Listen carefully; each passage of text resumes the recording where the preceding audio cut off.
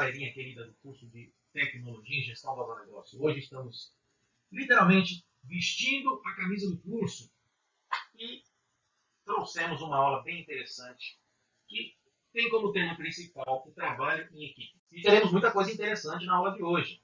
Falaremos da perspectiva do trabalho de equipe ao longo do tempo, o trabalho em equipe como um exercício de comunicação, de paciência e de permissão. Vamos fazer algumas analogias, comparando o trabalho em equipe, por exemplo, com o canto e um coral, com a vida das formigas. Vamos fazer uma analogia também com uma plantação de feijão, para evidenciar as diferenças do que é trabalho em grupo para trabalho em equipe. Vamos fazer também uma abordagem rápida sobre o conceito de sinergia.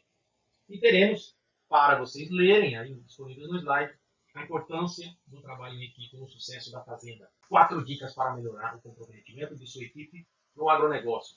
Então vamos lá, vamos para a aula. O trabalho em equipe é um conceito cada vez mais valorizado no ambiente profissional. Uma das qualidades mais exigidas no processo de contratação de pessoas é que elas tenham agilidade para desenvolverem trabalhos em conjunto. E o que significa trabalhar em equipe? Criar um esforço coletivo para resolver um problema. São pessoas que se dedicam a realizar uma tarefa visando concluir determinado trabalho, cada um desempenhando uma função específica, mas todos unidos por um só objetivo, alcançar o tão almejado sucesso. Então, trabalhar em equipe é isso, cada um tem sua função, mas o objetivo é em comum. Todos trabalham para alcançar o mesmo objetivo. E assim elas promovem um esforço coletivo para esse fim. É um tema que sempre aparece nas discussões profissionais. A habilidade de trabalhar em equipe. E, por algumas pessoas não terem essa habilidade tão desenvolvida, muitas vezes isso se torna uma pedra no caminho do desenvolvimento profissional de algumas pessoas.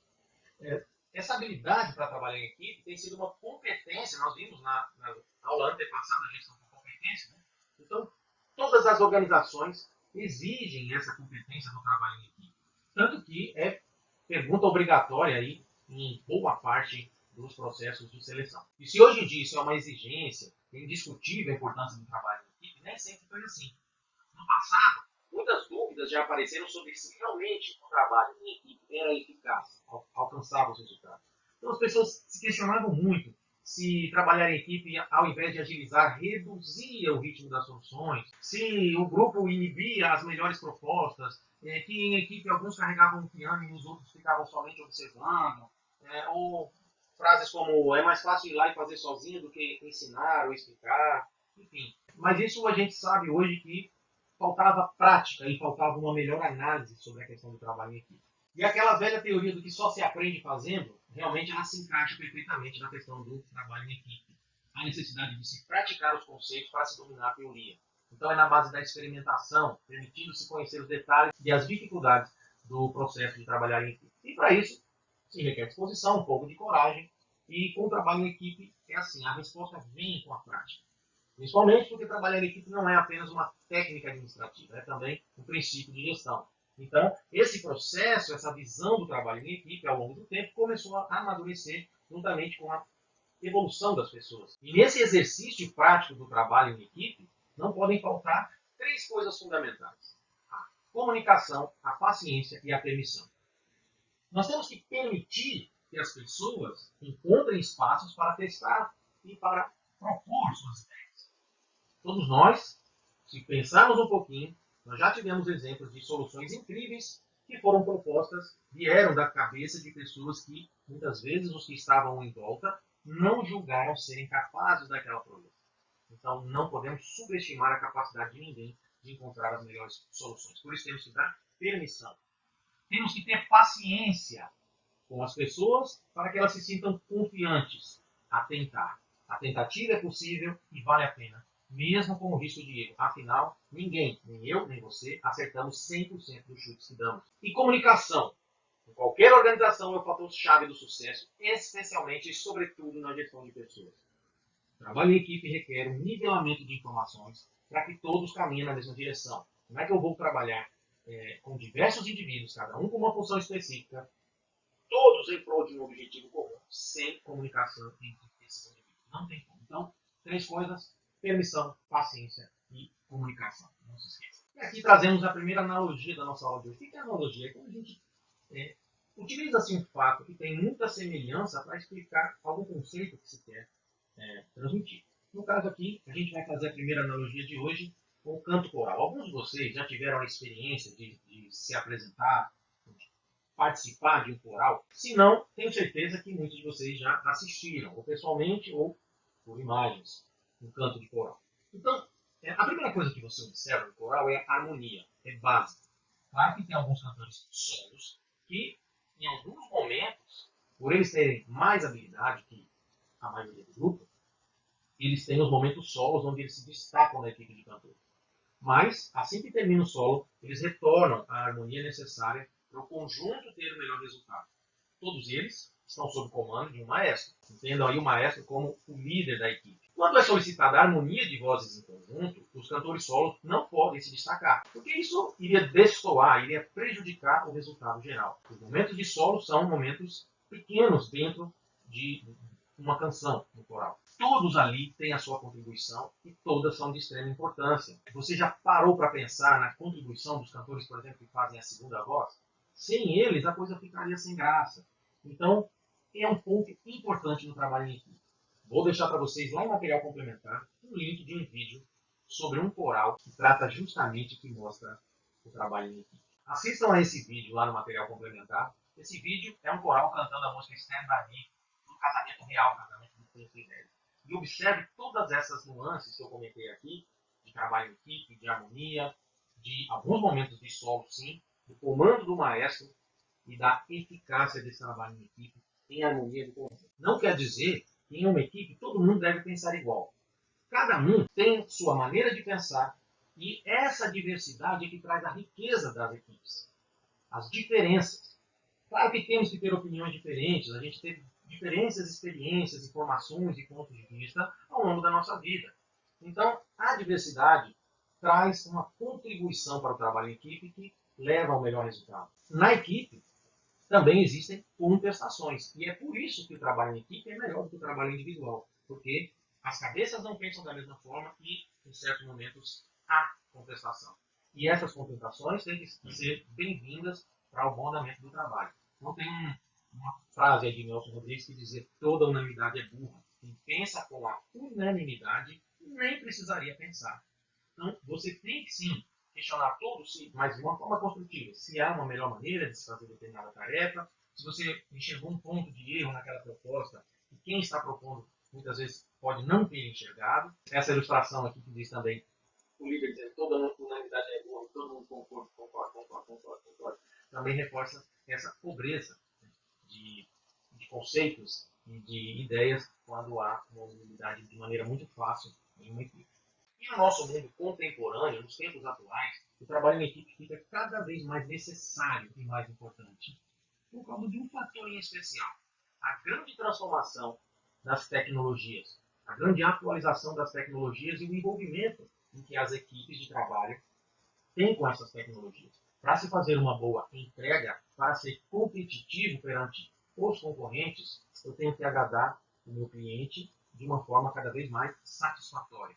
Para isso, eu preciso utilizar todas as inovações e as tecnologias que aquele cliente espera. Quase uma utopia pensar que uma pessoa sozinha dominaria todas as tecnologias necessárias para o desenvolvimento de um trabalho. Então, por isso que cada um com as suas especialidades, cada um com suas habilidades e os seus conhecimentos, conseguem, em conjunto, dominar todo aquele pacote de tecnologias necessárias para a entrega daquele bem ou daquele serviço. Trabalho em grupo é a mesma coisa que o trabalho em equipe? Eu tenho certeza que vocês, nessa altura da graduação de vocês, já fizeram muitos trabalhos em grupo. Mas será que vocês alguma vez fizeram um trabalho em equipe? Não é a mesma coisa. Então, a atividade em equipe deve ser entendida como resultado de um esforço conjunto e, portanto, vitórias e fracassos são de responsabilidade de todos os membros. Muitas pessoas em diversas empresas, organizações, estão trabalhando em grupo e não em equipe, como se estivessem em uma linha de produção, onde o trabalho é individual e cada um se preocupa em realizar apenas a sua tarefa e pronto. Então a gente pode observar que em uma linha de produção, realmente as coisas acontecem assim.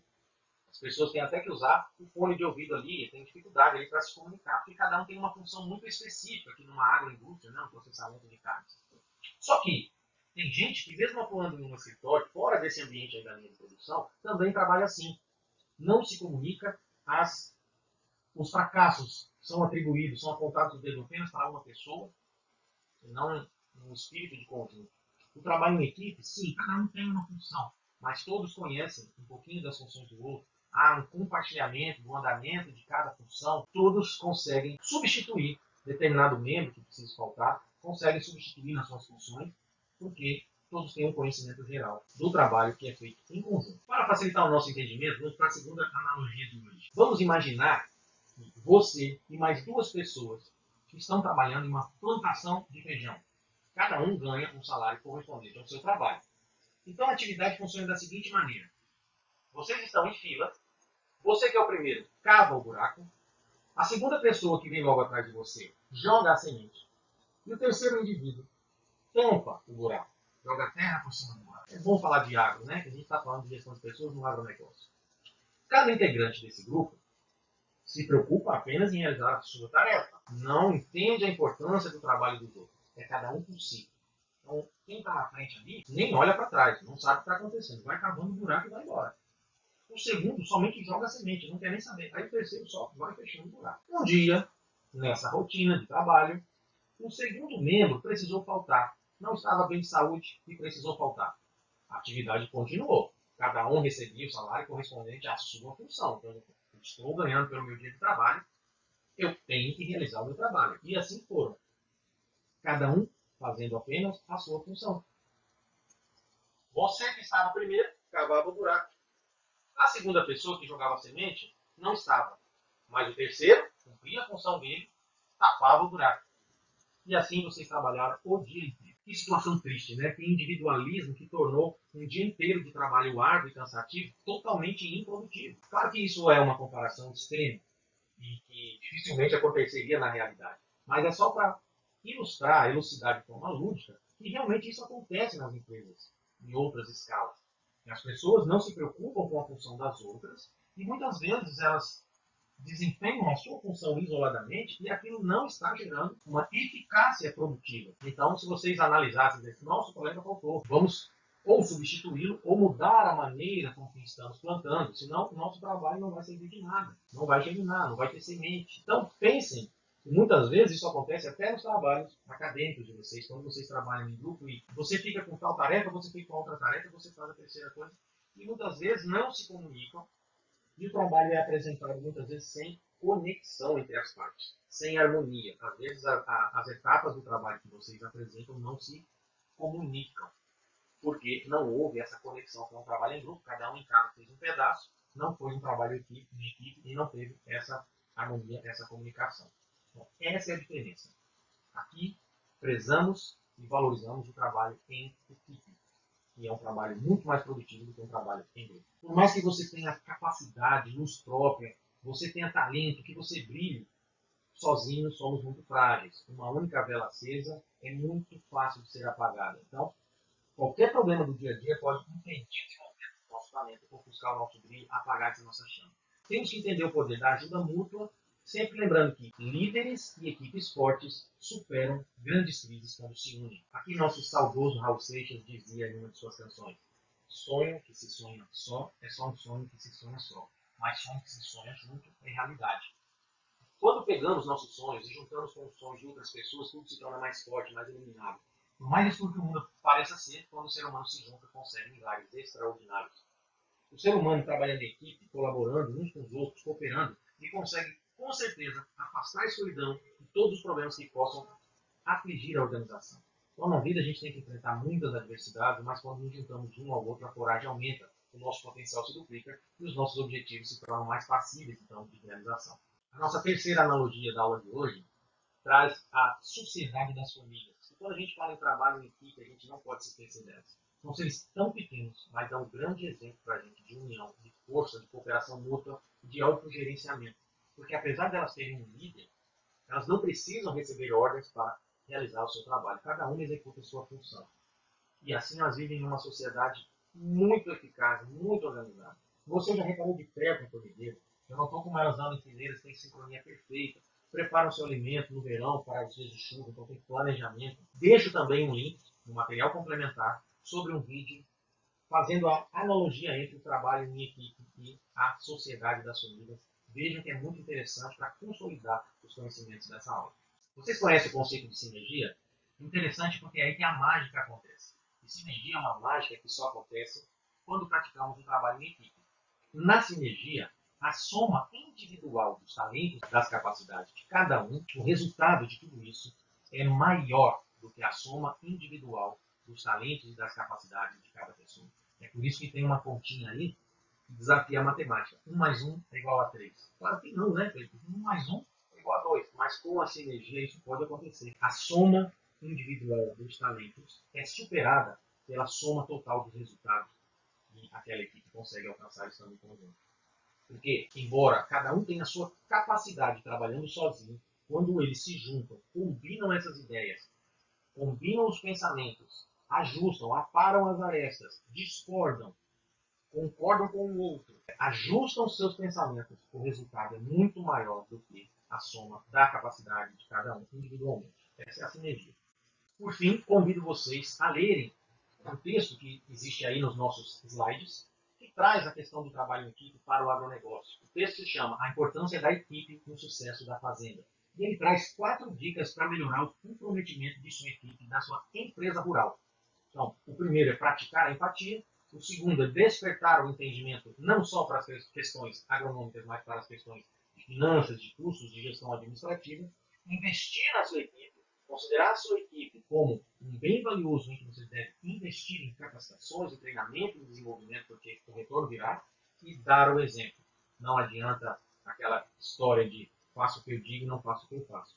Os liderados têm que enxergar o líder como um exemplo de merecimento de estar naquela posição, um exemplo a ser seguido por eles. E assim eles vão fazendo com que você termina com admiração, respeito e não por medo ou receio de uma pessoa que está mandando eles fazerem aquilo, mas que na prática ela mesma não age dessa forma. No texto tem isso com mais detalhes, é muito interessante, peço que vocês leiam. E para finalizar, gente, eu trago para vocês essa imagem. Essa imagem é icônica. Muitos de vocês já viram imagens semelhantes a essa. Essa imagem sempre é utilizada para representar a pujança do agronegócio, o poder do agronegócio, a tecnologia que é empregada no agronegócio. Mas aqui a gente está falando de pessoas, de trabalho em equipe. E essa imagem também se identifica muito nesse sentido. Veja a sincronia. Veja como, mesmo com a alta tecnologia, a importância das pessoas dentro de cada processo. Mesmo que você pense, hoje a tecnologia programa essas máquinas para desempenhar a sua função com tanta perfeição, mas pode ter certeza que nessa programação, por trás disso estão as mentes pensantes de pessoas que fazem parte de equipes. Então, essa imagem representa muito a importância e o valor do trabalho em equipe no agronegócio. E assim eu fico por aqui, convidando-os para cumprir todos os itens da nossa rota. Até a próxima aula e me coloco à disposição para qualquer dúvida e esclarecimento.